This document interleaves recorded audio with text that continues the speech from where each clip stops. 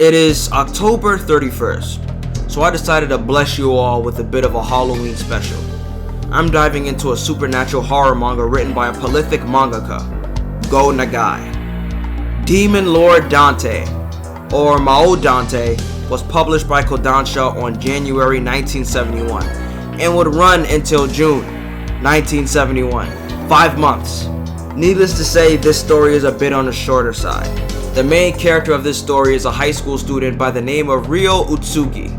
As the main character, Ryo has problems. Sleep problems, in fact.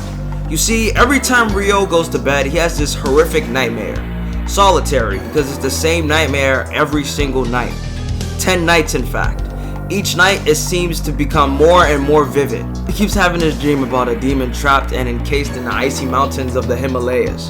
The demon frees itself, bursting out through the ice and telepathically communicating with Ryo all the way to his bedroom in Japan. Ryo's sister Saori comes to his aid, already suspecting he was having the same dream again. She tries to console him, telling him that it's extremely unlikely for him to ever visit the Himalayas. Still, to Ryo, the dreams feel too real. What's even more strange is that Ryo has already planned a trip to nearby mountains the next day. While Ryo has only had this nightmare for 10 days, there's another nightmare he's only had once and never told anyone about. 1 month prior, Ryo had a dream that would not leave his mind, horrifying him even more than the nightmare he keeps having over and over again. This nightmare takes place in what seems to be some sort of prehistoric time period. There are men and women running away, all of them, ass naked, running away from an army of winged demons. You already know what the fuck's about to happen. The demons swoop down and just start slaughtering these people, biting their necks, smashing their heads into nothingness, just bloody pulps of fucking tomato paste. The demon snatches a woman, flies up and just drops her down just to fall to her death, landing on her neck. Ugh, terrible death. Mans couldn't believe what he was seeing. Then he wasn't seeing at all because the demon just stabs his eyes with his goddamn tail, piercing it through the back of his head. One of the devils participating in the slaughter shapeshifts his face into Ryo's. That's when he woke up. He also has another dream, but it isn't really expanded upon. Ryo just becomes a giant towering over Japan, ass naked of course, and that's pretty much the dream. He's just ass naked. There's probably something more than meets the eye about the ass naked giant dream. We'll get to that soon. We'll get to that. It might be foreshadowing. Who knows? Giant, ass naked. Who knows? So Ryo wakes up, goes on his little mountain hiking trip with his friends. Ryo's tired because he barely got sleep because of that terrible dream, and the blizzard is about to hit. So they chill in the cabin. That's when Ryo starts stroking out. He just starts bugging out. He's talking to voices that no one else can hear but himself. The kid just jumps out through a window and just dips in the middle of a blizzard. At this point, his friends try to stop him by holding him down. He bodies and folds each and every one of them single-handedly and just dips. As he's running, the voice introduces itself to him. Its name is Dante. The storm blows the snowflakes in the pattern of a spiral, creating a portal for him to enter through. Ryo runs through the spiral and off of a cliff. Beyond the cliff is darkness. There's nothing there but black. He's gone. Except he isn't. Ryo is about to relive his dream. The voice seems to have brought him from Japan all the way to the Himalayan mountains.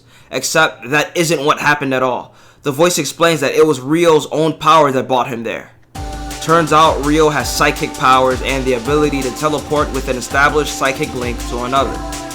The voice has been bothering people for 2,000 years, but Ryo was the first one to actually pull up. Ryo enters an icy cave, finding a laboratory. Alright, this is actually kind of getting trippy now. What the fuck? Ryo asks if Dante is a monster, but no, he claims to be a human being. At least he was 2,000 years ago. His name was Judas Iscariot, 13th disciple of Jesus Christ. What the fuck is this manga, bro? Ryo gets mind controlled by Dante and is commanded to destroy the lab, which is keeping Dante in prison. After freeing Dante, he just starts swinging on Ryo. At this point, he's cut in half and is just dragging his legless body across the ice. While this is happening, Ryo's sister Saori knows exactly where her brother is, as if it's some sort of second nature that not even she understands. Unfortunately for Rio, Dante butchers and eats him. That's it. That's the end of the story. He just got lured in by a demon and bodied on chapter 1. That's it. It's over. Happy Halloween. I'm kidding. It gets even more sickening, actually. There's this cult, and they're stalking this girl. They designate her as pure, beautiful, intelligent, and best of all, she goes to church. They're going to sacrifice her to summon the devil. As she's driving through an uninhabited area on the road, they snipe her tires, kidnap her, then blow up her car. These men aren't trying to summon Satan. They want a demon considered to be far worse than Satan, Dante. They're about to sacrifice this girl for no reason because Dante pretty much already resurrected himself. Luckily, the cult's actions haven't gone unnoticed. The reverse cult, God's Association, are about to pull up. Funnily enough, the leader of this organization is Rio's father. In the name of God, they all carry machine guns, ready to spray the devil worshipper, except for Sosuke Oshiba. He's an anime samurai and prefers to do things with a katana. Now, I can't really show the devil worshiping ritual on screen without censoring what they do. I will, however, explain it in graphic detail. They have this chick covered with blankets, laying on an altar with her arms chained. This is all happening in the center of some sort of magic circle drawn on the floor that looks like it came straight out of Full Metal Alchemist. They remove the sheet and proceed to grab a chicken. Listen, devil worshippers and animals don't go together. You just know something unnecessary is about to happen, and it does. The dude just pulls the poor bird's legs apart, tearing it in half, spilling chicken blood all over the girl's titties. Now the plan was to tear out her heart while she was still alive, but the Christians pull up. Off rip, spraying these hooded cloaks with bullets. Dude got the nasty headshot, popped this goon's eye out. It's a holy massacre. They decide to resurrect Dante without sacrificing the girl. As the summoning begins, the energy from Dante rips apart anyone who isn't standing inside of the magic circle. So pretty much all of God's Association's assault team and some of the devil worshippers are just torn to pieces as the summoning successfully brings forth Demon Lord Dante. Sort of. You see, Dante isn't your average demon. He's fucking huge, about 20 meters tall. Just a big monster with Judas' face protruding from his forehead. However, Judas' likeness was nowhere to be found. The face protruding from Dante's forehead is none other than Ryo Utsugi. Although Ryo and Dante are one and the same, Ryo is in no control of the actions he's about to commit. Dante flies to the city of Nagoya. Just by flying above the city, his psychic energy causes the buildings below him to collapse.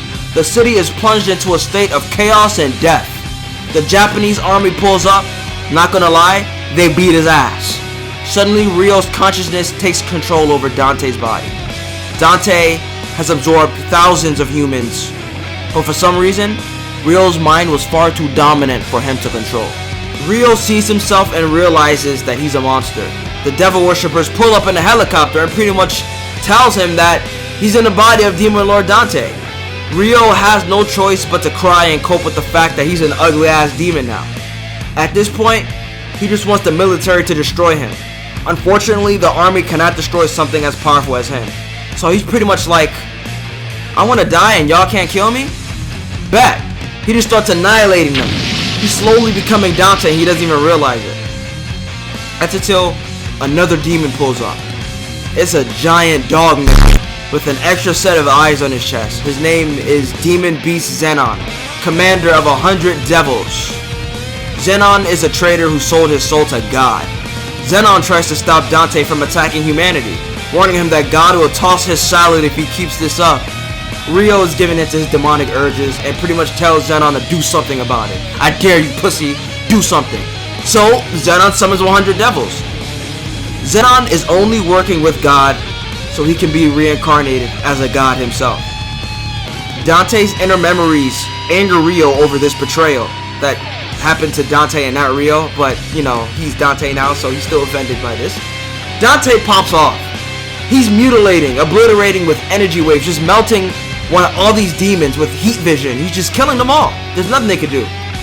So Zenon, I guess he has another 100, even though Ryo killed some of them, but I guess he just summoned more.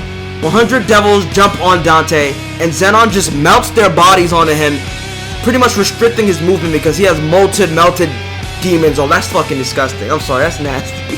Just the thought of that. Imagine being immobilized by melted corpses. Anyway, in the end, it doesn't matter. He lifts Zenon up, rips that bitch apart, and calls it a day. With his dying words, Zenon reveals that he doesn't even like God. He was just scared of his almighty power and had no choice but to submit. So Dante decides to gather a demonic army to fight and beef with God himself. This shit is wild, but I'ma stop here. Obviously, this manga ain't the usual stuff that I cover, but I've been wanting to talk about this one since last Halloween. I just didn't have the chance to do it, but now I do. If you guys enjoyed this video, let me know. I'll gladly continue talking about this cursed piece of classical media. Like the video and comment if you want a part 2, the finale. May you all have a happy Halloween.